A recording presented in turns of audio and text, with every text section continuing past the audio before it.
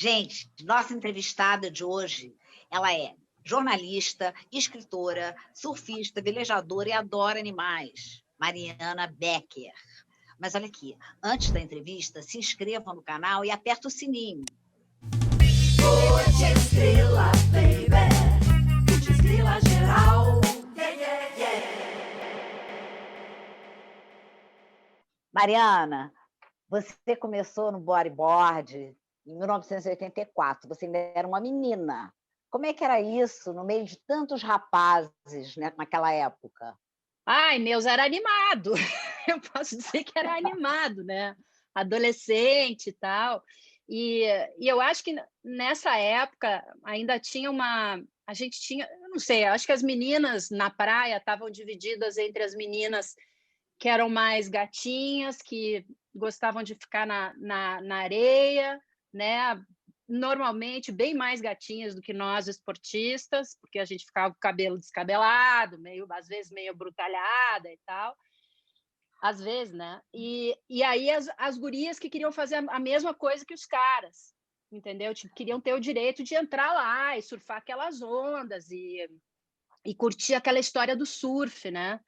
Então, era legal, cara, eu adorava, assim, eu gostava de ficar ali, assim, mas daí tinha também o desafio de se impor, né, puta, além de guria, eu tinha 14 anos, 13 anos, 14, 13, em 84 eu tinha 13, mas quando comecei a pegar mais onda, 14, 15, assim, aí tinha a disputa da onda, quando a gente vai, assim, não sei se você conhece bem surf, quando a onda vai formando, né, ela começa quebrando e aí ela tem uma parte aberta aqui, né?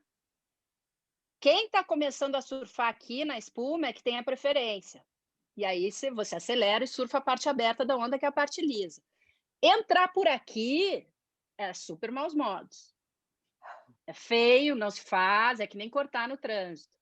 E a gente, as meninas, principalmente de bodyboard, os caras alopravam, eles não queriam nem saber. E eu era, assim, não era muito calma nesse aspecto e botava dentro, gritava, alô, sai! Enfim, era divertido, mas tinha uma certa competição, assim.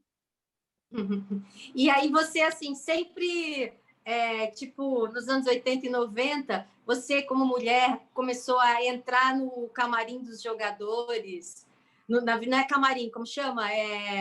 No camarim vestiário. dos jogadores. Às vezes é que nem camarim.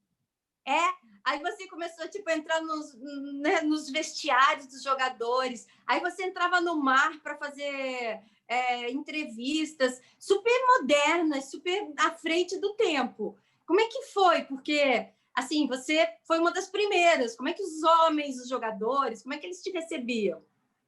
Terminava o jogo e aí a gente, para pegar a informação do que tinha acontecido, era lá dentro. Então, os caras estavam tomando banho e a gente tinha que entrar. Ou então, se você fosse posar de boa moça, né, cheia de pruridos e tal, não é de boa moça, porque boa moça eu era, mas cheia de pruridos, eu não ia pegar a informação, né? Os caras iam sair todos e eu ia ficar ali, o que ele falou, e para microfone não adianta o que ele falou, né? O cara tem que falar. E aí, o que acontecia? Os caras tomavam banho mais no fundo ali, e a gente ficava um pouquinho mais para cá, porque também não vou ficar do lado do cara tomando banho, dizendo, e aí, né? Ficava um pouquinho mais para cá, mas eles vinham, passavam pelados, de toalha, não sei o quê. A Martinha, uma vez até, não vou dizer o nome, passou um jogador assim, e abriu a toalha, super se exibindo, assim. E ela diz, fulano, isso aí não é novidade para mim, não, tá? Eu tenho namorado, eu tenho filho, quer dizer, esse bingolinho aí não é, assim, uma grande surpresa, então não adianta você ficar me mostrando. E aí você também ia para o mar para entrevistar os surfistas, para fazer takes dentro da água, não é? A história assim surpreendente dessa de eu entrar no mar foi o seguinte: eu fui fazer uma cobertura de uma regata de volta ao mundo chamada Volvo Ocean Race, que é uma das regatas, é a regata mais tradicional de volta ao mundo por equipe. Aí, o que me dava aflição, Mayara? Porque quando eu velejava, Quando eu falava de vela, as pessoas todas iam com aquele papinho bossa nova, sabe? Barquinho azul no mar, ai, que lindo, que idílico, que, né? E eu dizia, não, gente, não é isso aí, não. Lá dentro o pau come, as pessoas se batem, morrem, é horrível, vocês não têm noção, não tem barquinho azul do mar. Isso aí não existe, é só quando não tem vento. Tinha nessa regata em especial, nesse ano, que agora eu não me lembro, que eu sou péssima de datas, tinha um barco só de mulheres, que estava dando a volta ao mundo em regata, quer dizer, competindo a fúria, assim. Pensa assim, volta ao mundo, as meninas tinham chegado da pior parte da regata, que era a parte que vinha da Nova Zelândia pelo mar mais pertinho da Antártica, aqui embaixo, que é um mar super perigoso, cheio de iceberg. Um delas tinha tido um negócio que se chama frostbite, que é quando você tem muito frio nas tuas extremidades, ela teve nos pés, e a circulação começa a cortar, e aí gangrena, né? E, pô, isso num tempo moderno, né? A gente está com tecidos tecnológicos, inteligentes, que te protegem, né? E mesmo assim, essa guria teve isso. Felizmente, ela não precisou amputar, mas eram gurias muito valentes, né? Que chegavam. E aí, de novo, eu me vi como no surf, assim, eu falei, a gente tem que entrar nisso aí, porque isso é muito divertido, entendeu? Tem que mostrar que pode, que dá, né? E aí as gurias chegaram, eu falei, cara, eu tenho que mostrar na Globo como é que é dentro, para os caras terem noção da dificuldade que não tem ninguém tocando violão lá. Conversei com os diretores da regata, conversei com os patrocinadores, conversei com a chefe, né, com a comandante, e disse, eu quero mostrar em regata como é que vocês fazem? De dentro do barco. Ela falou, pensou, falou, tá, Mariana, mas só que eu não posso te levar uma perna inteira, porque a gente vai parar só nos Estados Unidos. Ninguém vai parar o barco, ninguém vai diminuir o barco. E tu é um peso a mais, nós estamos em regata, eu não posso botar uma pessoa a mais. E ela falou, então o que eu vou fazer é o seguinte, você vem no barco, faz a largada com a gente, que é legal, faz o dia inteiro e depois você tem que sair. Eu falei, beleza. Aí é que vem a parte que você me perguntou, entrar no mar. Aí eu me reuni com a Marinha, que estava dando suporte para a regata, e desenhei com os caras o meu resgate, junto da Marinha e dessa comandante. E aí o que aconteceu? A gente desenhou em tal quadrante, latitude tal, longitude tal, mais ou menos nesse horário, vocês vão estar com o barco lá atrás. Então, eu fui com uma câmera, porque não podia botar mais uma pessoa, filmei tudo, começou a anoitecer, eu botei as minhas coisas numa bolsa estanque, falamos com a Marinha, onde vocês estão? Estamos aqui, tarará, ok, pode saltar. A Marinha estava com um barco, um navio, porque a gente já estava muito longe, né? Estava no meio do mar. E do barco saiu um bote, eu me atirei na água, porque o bote não podia alinhar com o nosso veleiro, o veleiro não podia parar. Então, o veleiro andando, o bote atrás, eu me atirei na água, atirei minhas coisas, me atirei na água, e aí o bote me pegou, e aí eu entrei, e aí depois passamos a noite inteira com o barco da Marinha, né, navegando até a costa de volta do Rio de Janeiro até o Rio. E aí eu estava com aquele material ali, entendeu? Então, isso talvez é que tenha sido assim mais... Fui uma das primeiras a fazer. Nesse caso, eu sei que eu fui a primeira, porque a Volvo Ocean Race não tinha nunca posto nenhuma nacionalidade, ninguém tinha entrado no barco para mostrar como que era, filmando. Então, eu sei que hoje em dia os caras têm câmeras, 1000 câmeras e tal, mas na época não tinha. Me fala uma coisa, Mariana, você se casou com um colega de trabalho, né? Como foi que aconteceu? Foi uma cantada que deu certo? Menina, é o seguinte, eu fiz tudo que eu sempre rezei que não ia fazer. Entendeu? Rezei, assinei, mandei fazer em cartório, várias vias. Eu falei, nunca vou ter qualquer coisa com um colega de trabalho. Porque, para mim, assim, para uma mulher entrar num ambiente esportivo, de jornalismo esportivo, já era uma coisa mais complicada, nós éramos poucas.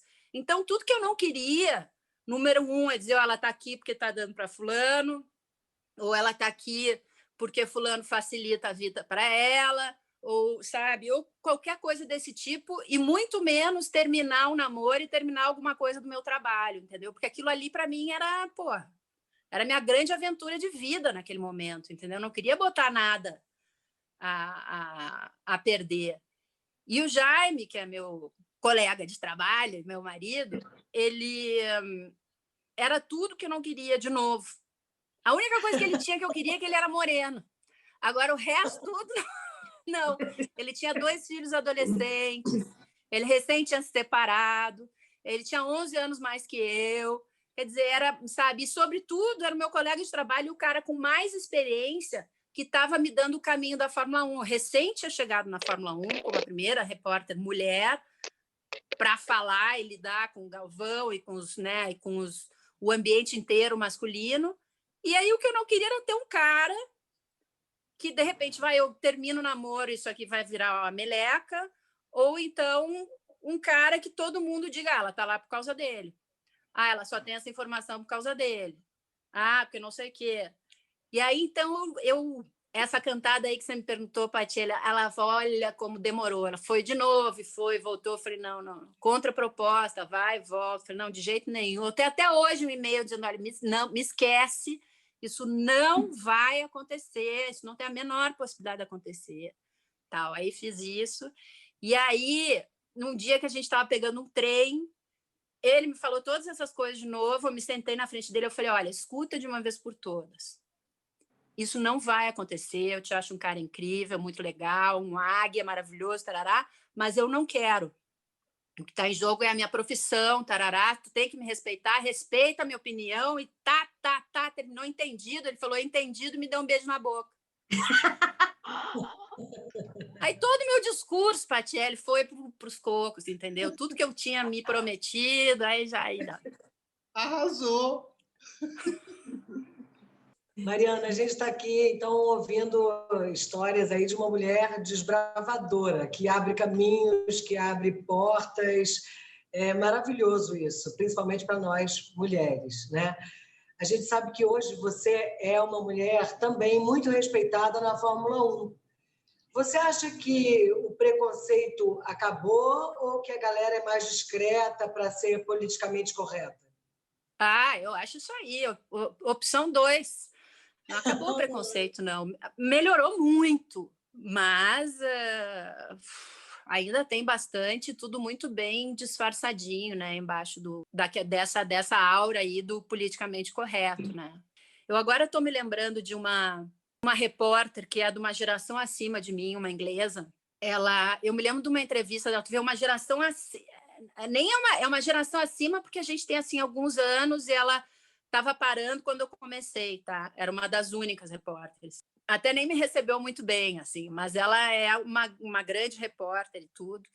E eu me lembro de uma entrevista dela, que ela entrevista um piloto muito famoso e pergunta para ele, mas você não viu o sinal de que era para diminuir? Era um sinal que o cara tinha que receber na pista, não sei se é porque estava chovendo muito, ele tinha que diminuir, ou porque ele já tinha passado a segunda volta. É um sinal que os pilotos normalmente recebem do lado da pista, né? Como se fosse uma claquete grande, assim, né? Sim. E aí ele disse no ar, e assim, todo mundo achou muita graça, né? Tu vê, uma guria agora. Ele disse, não, mas se fossem os teus peitos do jeito que eles estão aqui, eu certamente teria visto. Uau! E isso era tido como um negócio muito engraçado.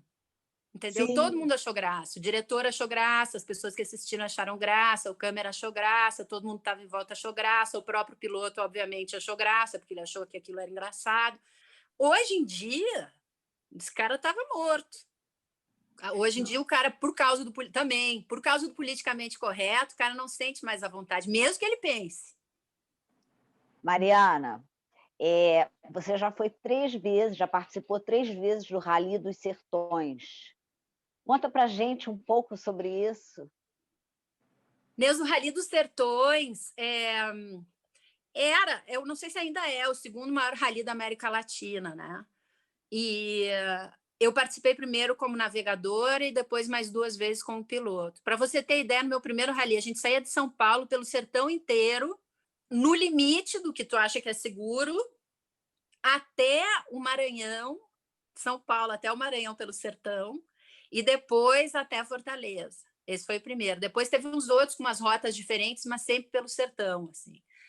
E foi super legal. Foi de novo aquela experiência, tipo, quero fazer, nunca vi, né? Não sei como é que é, tenho vontade de fazer. E éramos duas meninas, então, tipo, a gente treinava tudo, treinava até como é que a gente troca o pneu rápido, quem que sai primeiro, quem que tira o pneu de cima da caçamba, quem desatarracha, quem não sei o que, troca, blá, blá, blá, entra de novo.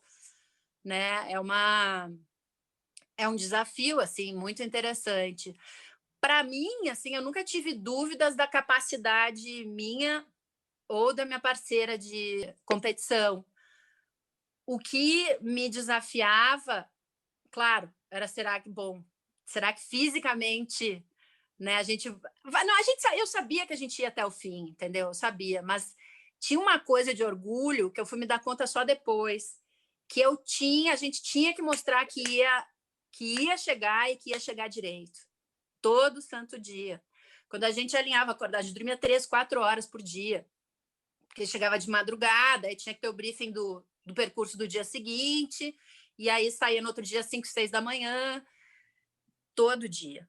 A gente alinhava para a largada, aí sempre vinha um cara, coitado, sempre muito bem intencionado, mas sempre vinha um cara e dizia, hoje tu faz assim, assim, assado, o melhor jeito é assim, assim, não vai muito assim, não vai assado. Aí eu ficava olhando, assim, tá bom. Aí a gente, tá, obrigada. E eu me lembro que a minha navegadora, volta e meia, ela dizia, anotou? Toda dica é boa, entendeu? Eu não quero que pareça presunçoso da minha parte.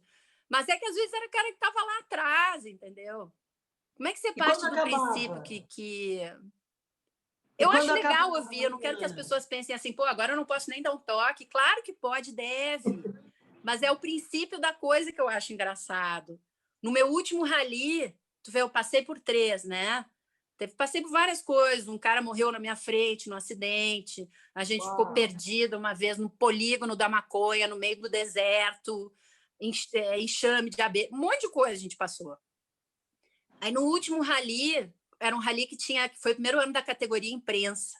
Então, tinham vários coleguinhas, né, que estavam correndo. Aí, a gente teve uma reunião antes e eu falei, galera, assim, eu acho que o ideal seria a gente começar pianinho, assim, começar mais devagar e ir meio que se cuidando, para depois, quando a gente se sentir mais à vontade, a gente sentar o pé, porque tinham vários dias de rally, né?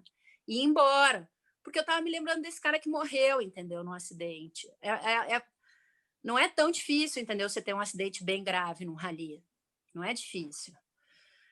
E aí eu acabei de falar isso e um cara que é meu amigo,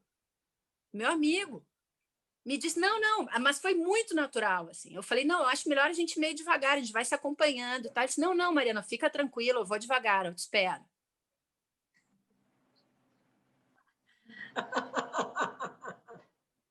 Eu falei, velho, você já me viu dirigir? Não falei, né? Mas eu fiquei olhando, assim, a minha navegadora me deu um cutucão, assim, eu falei...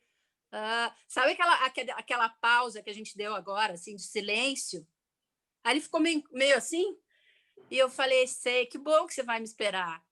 Não é isso que eu quero dizer. Tarará, tarará, tarará. E aí, obviamente, que ali se estabeleceu uma competição, um duelo. E no final, graças a Deus, eu ganhei, mas foi por um pelo. Mariana, a gente queria falar também sobre o seu amor pelos bichos e o amor dos bichos por você. Assim, a gente estava vendo umas fotos no Instagram que você ama cavalo. E cachorro também? Cavalo, cachorro, qualquer bicho. Eu tenho uma proximidade maior, eu acho que eu entendo um pouco mais de cavalo e de cachorro, porque convivo mais, né? Mas eu não sei o que é, eu não sei se é porque eu não fui mãe, eu tenho uma coisa assim com bicho que eu adoro. E eu sempre gostei muito, mesmo quando antes da fase de ter filho e não ter filho, eu sempre observei muito bicho. Eu tinha meus cachorros, eu era conhecida como a guria dos pastores. Eu tinha os pastores alemães, e a gente andava sempre junto, assim. Tinha uma cadela, inclusive, que até a universidade ela ia comigo, viajava comigo. Eu tinha uma liberdade no Brasil para uma guria de 16, 17 anos que muitas gurias não tinham, porque eu estava sempre com o pastor alemão junto. Então, eu ia a hora que eu quisesse, eu voltava a hora que eu quisesse, não dependia de ninguém me acompanhar a lugar nenhum. E o cavalo é uma coisa que eu sempre fui apaixonada e sempre montei, aí comecei a montar mais assim esportivamente aqui na Europa. E, de novo, também fico, eu sou daquelas que, sabe, não lambo o cavalo. A bicha é bicho, gente é gente, mas eu fico horas olhando, eu entendo, eu escovo, eu converso, ele me segue, eu começo a fazer ensaio de comportamento. Eu montei uma vez, porque eu não tenho o meu cavalo, né? Eu não tenho tempo nem grana para ter o meu cavalo aqui. Mas eu, por exemplo, fui montar uma vez uma égua que estava no cio e ela estava uma fúria, Maiara, mas uma fúria.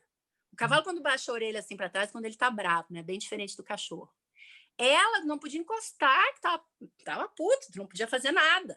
Então, a gente estava no picadeiro montando, cada vez que passava um cavalo por ela e queria morder e dava coice.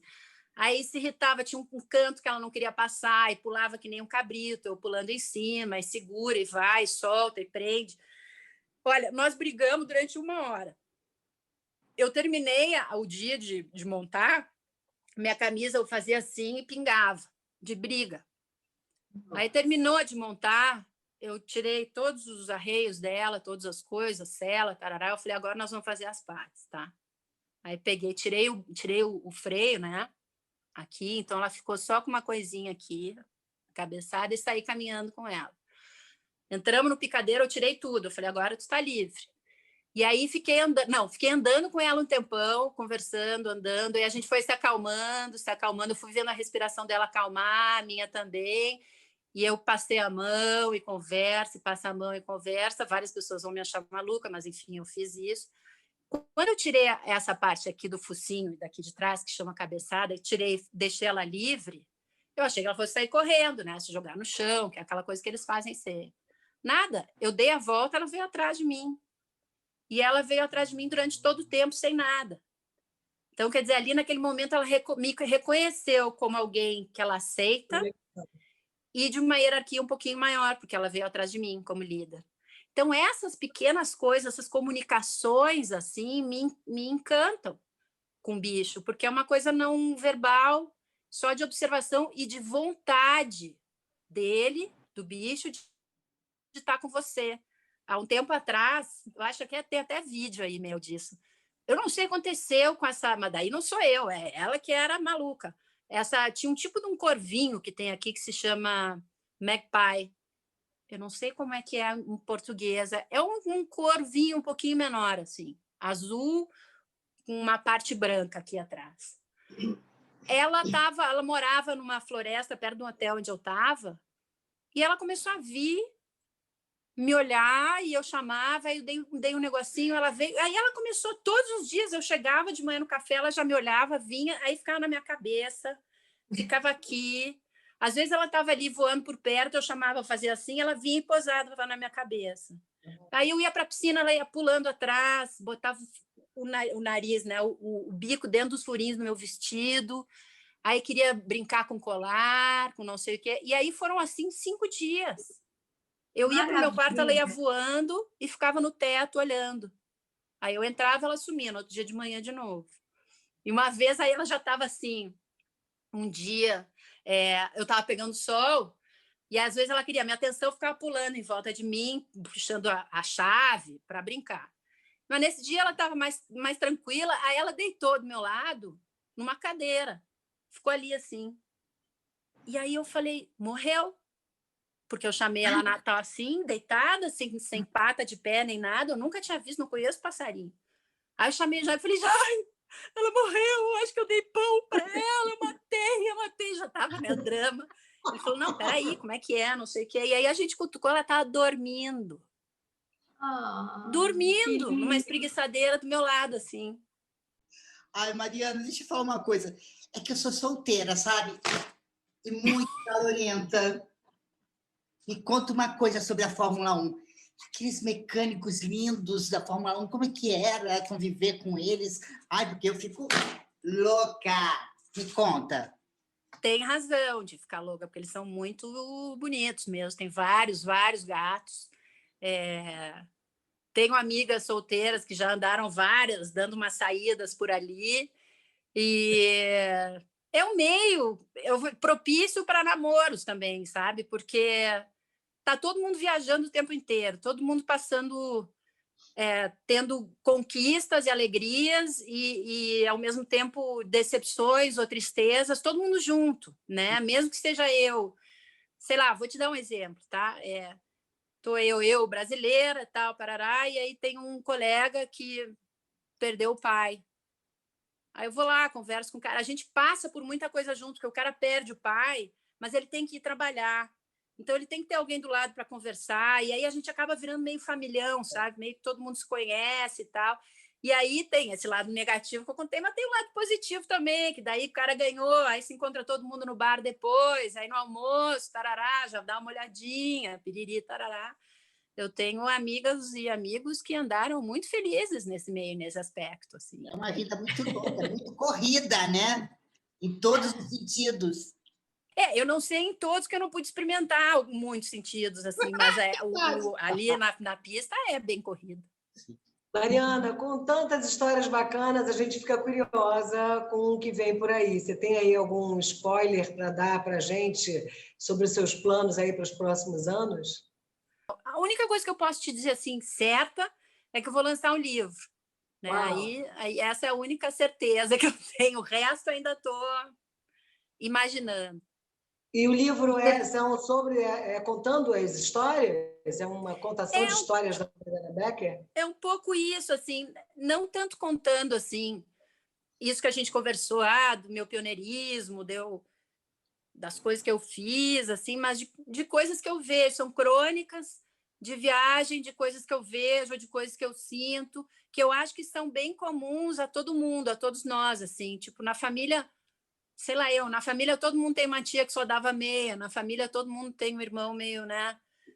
Todo mundo tem coisas diferentes que tem que lidar nas próprias famílias e que acaba se espelhando ou se revelando no mundo, por mais distante que seja, sabe? Eu tenho um tio que vem do Alegrete, que não pode ser mais gaúcho, de bigodão e tudo. Eu encontrei no Japão várias pessoas iguais a ele. Eu falei, mas não é possível. E aí, então, são crônicas como essa, assim, tipo, você chega e fala, o que o tio Fábio está fazendo aqui? Né? E, enfim, são assim, um olhar de casa para o mundo aí que eu andei, né? Para o mundo que eu vivo. Ai, que legal. Curiosa.